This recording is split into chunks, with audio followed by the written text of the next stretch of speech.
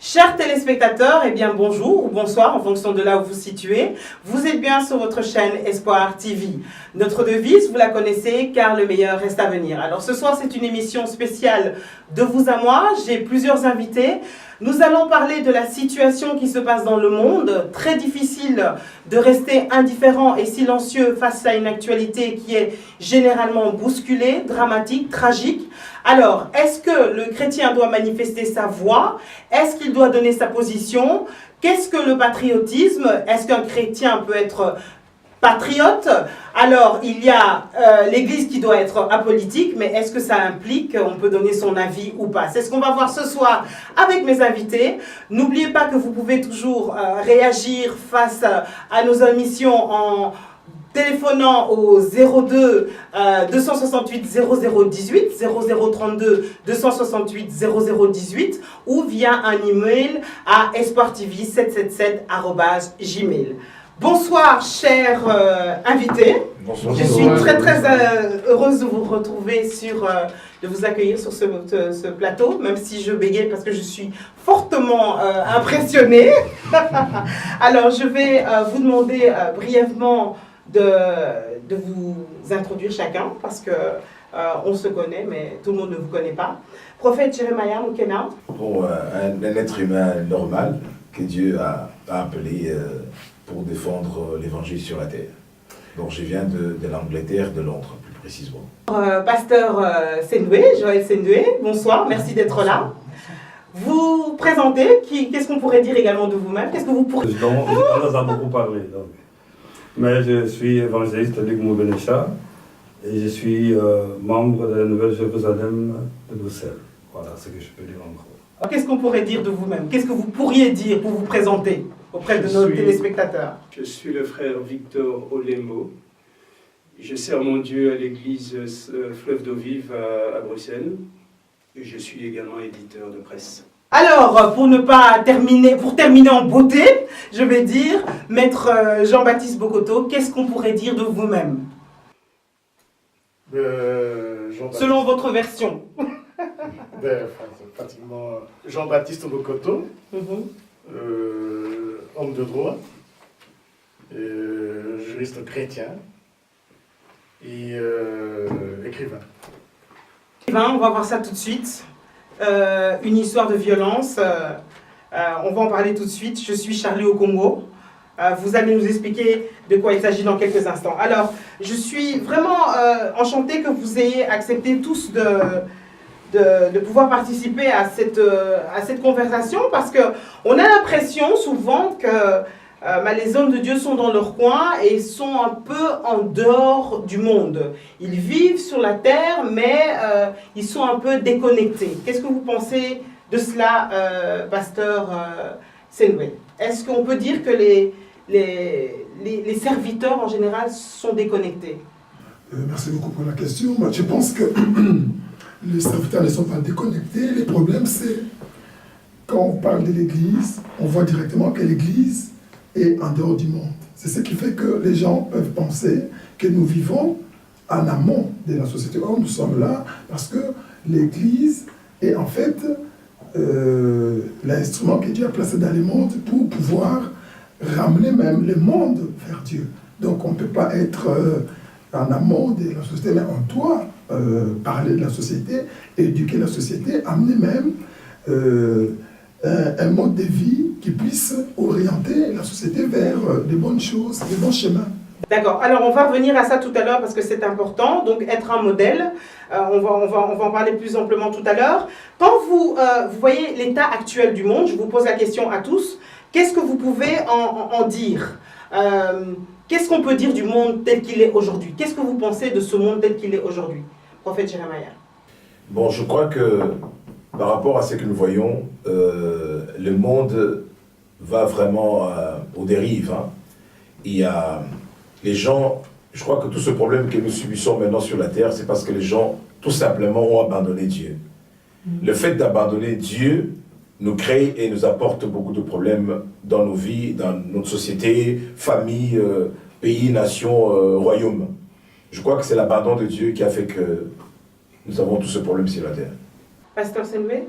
Je pense que je suis du même avis que le prophète, mais moi je dirais plutôt que c'est depuis que le monde s'est déconnecté de la volonté de Dieu. Parce que si vous regardez même depuis la création du monde, Dieu avait toujours sa place. Même quand on voit l'époque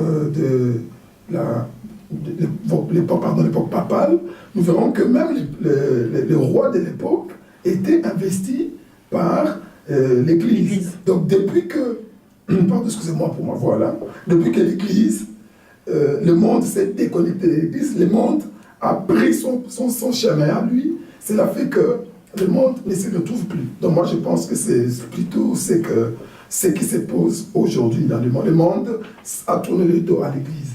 Évangéliste Luc, qu'est-ce qui se passe dans le monde selon vous? L'état actuel, comment vous pouvez le définir? Si je peux définir, je dirais, en mon humble avis, je ne suis pas trop étonné. D'abord, tout simplement parce que si nous regardons dans les Écritures, elle est conforme à ce qui se passe aujourd'hui. Donc, la Bible nous dit que dans les derniers temps, voici les choses qui vont arriver. Vous entendrez des bruits de guerre. Les hommes se lamenteront, et puis se détourneront de Dieu. Et puis on parle que les gens vont de plus en plus, il va y avoir de faux prophètes. Il y en a qui vont parler au nom de Dieu, alors que ce n'est pas Dieu qui est derrière toutes ces choses. Et quand on voit qu'ils se conforment à la parole, On n'est pas étonné. Personnellement, si on a cette connaissance de la parole, on ne peut pas être étonné de ce qui se passe dans le monde. Mais nous avons la garantie que dans ce monde, en dépit de ce qui se passe, nous, en tant qu'enfants de Dieu, nous sommes encore plus loin pour apporter l'onction et cette délivrance à ceux qui veulent encore accepter Jésus comme Seigneur et Sauveur. Dans le Lembo, qu'est-ce que vous pensez de cette situation? Je pense que comme ça a été dit, c'est ça, et je voudrais appuyer ce que l'homme de Dieu vient de dire ici, parce qu'il est écrit ceci, que lorsque vous verrez toutes ces choses, il y a un message très important pour les chrétiens, c'est que la Bible dit « vous relevez vos têtes ». En fait, nous n'avons pas à craindre et nous n'avons pas à être surpris. Ça a été écrit, ça a été dit, nous le savons. Dans la fin des temps, il y a des signes très précis et nous les voyons. Donc, c'est vrai que c'est dramatique, mais nous savons. Mais nous avons un message à nous de relever la tête. Et alors, on dira à la suite ce qu'il y a lieu de faire pour un chrétien. Jean-Louis Bokoto, votre ouvrage, Une histoire de violence, je suis Charlie au Congo, est justement aussi un ouvrage historique où vous relatez un peu l'histoire au travers d'année, et on se retrouve que finalement, il y a des faits récurrents. Alors, l'état actuel des choses, c'est une continuité, c'est un fait évident? C'était un fait évident, oui. Mais en fait, quand je parle de Charlie, en fait, oui, Charlie au Congo, mais ça je vais l'expliquer peut-être longuement après. C'est tiré du phénomène Charlie. Charlie, on sait ce qui s'est passé en fait, derrière ces événements de Charlie. On dirait de ça, c'est la violence. Oui, c'est une histoire de violence. Une C'est pour ça que histoire de j'aborde violence. votre ouvrage. Voilà, c'est le terrorisme. Voilà, donc tout est parti de là. Aujourd'hui, tout le monde l'a dit, que le monde va mal. Et vous allez vous rendre compte que, surtout quand on parle du terrorisme, vous allez vous rendre compte que la plupart de ceux qui font mal, hein, qui posent des actions terroristes, on parle de fondamentalisme, ils le font au nom d'Allah. Et c'est là où moi je me pose des questions. Comment est-ce qu'on peut comprendre qu'on pose des actes qui ne sont pas dans le juste chemin, mais on le fait au nom de Dieu? Moi je crois que c'est un débat qu'on pourrait également ouvrir. L'histoire a toujours été jonchée de violence. Est-ce que selon vous, cette violence, elle évolue? L'histoire a toujours été la violence. Quand on parle des guerres des 100 ans, les guerres entre Romains, Grecs, la guerre mondiale, les guerres que nous avons connues chez nous et nous continuons à les vivre au Congo, ça a toujours été, le monde a toujours été violent. Mais le problème, c'est de savoir, cette violence, ça vient d'où? Est-ce que ça vient de l'homme intrinsèquement en lui, ou ça vient de fait qu'il découvre, ou ça vient de certaines incohérences ou de certaines gestions malheureuses de situations? Ça, c'est encore un autre problème. Est-ce qu'on peut simplement dire que c'est parce que les gens ont rejeté Dieu?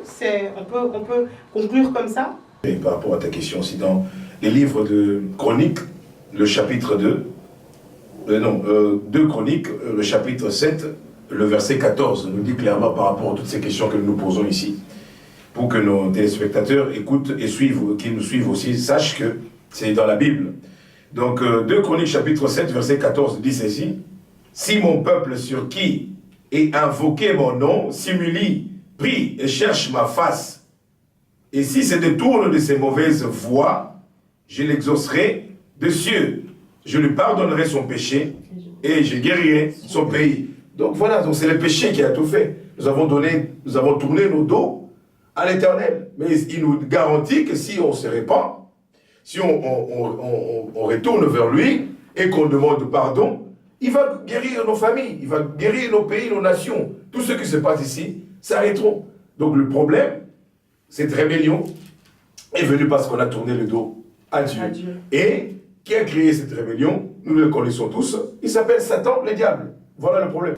Alors, par rapport à cette rébellion, par rapport au fait que les gens se sont détournés, la Bible nous dit également que les chrétiens sont la lumière du monde et le sel de la terre. Alors, par rapport à cela maintenant, quand on voit l'état actuel des choses, sachant qu'il y a des chrétiens sur la terre et qu'ils sont le sel et qu'ils sont la lumière du monde, quelle est la part de responsabilité des chrétiens, des prophètes, des pasteurs, des évangélistes et de tous ceux qui servent le Seigneur et qui sont appelés à être la lumière du monde et du sel de la terre? Ouais, la responsabilité ne revient pas seulement au peuple, normalement la responsabilité revient à l'Église. Donc si tous les serviteurs de Dieu, en général, quand je parle de serviteurs de Dieu, je parle de chrétiens. Parce que les gens croient seulement quand on parle de serviteurs, on voit que les pasteurs, les prophètes, évangélistes, non.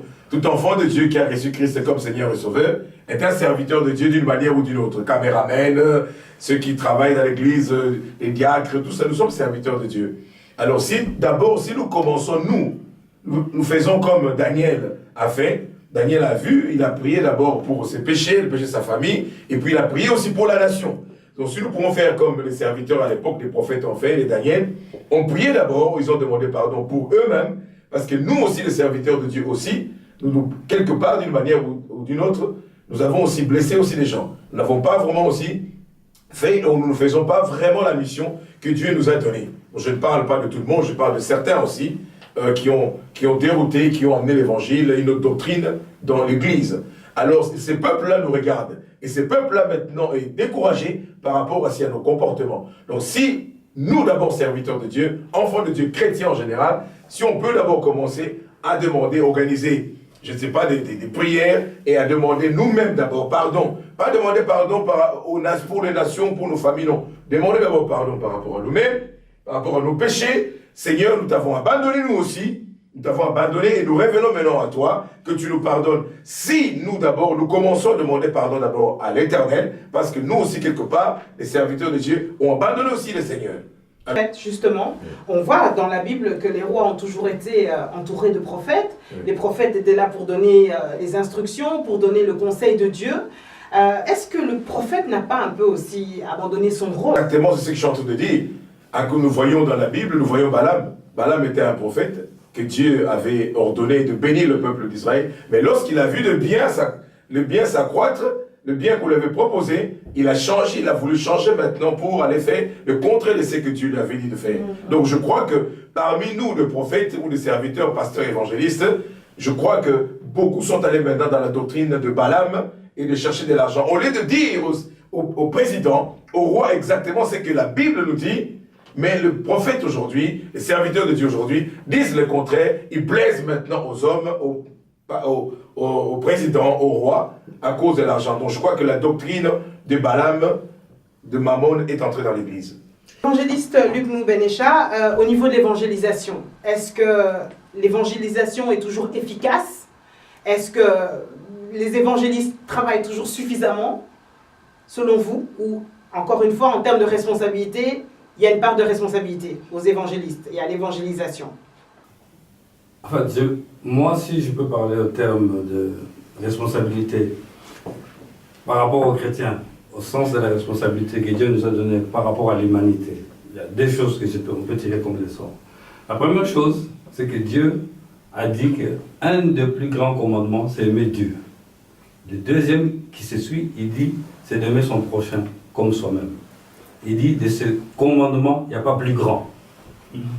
Donc, quand on est responsable de l'Église, on est pasteur, on est prophète, on est évangéliste, on est, peu importe ce qu'on fait, comme on est chrétien, lumière du monde. La première chose qui doit refléter de chez nous, moi je pense qu'il y a une part de responsabilité où tout de même l'Évangile, dans certains domaines, a dévié. Ou a dévié de son sens et de l'objectif fixé par Dieu, pas par les autres. Par exemple, quand Jésus parle à ses disciples et parle aux gens, il dit, j'étais nu, vous m'avez vêtu. J'avais faim, vous m'avez donné à boire.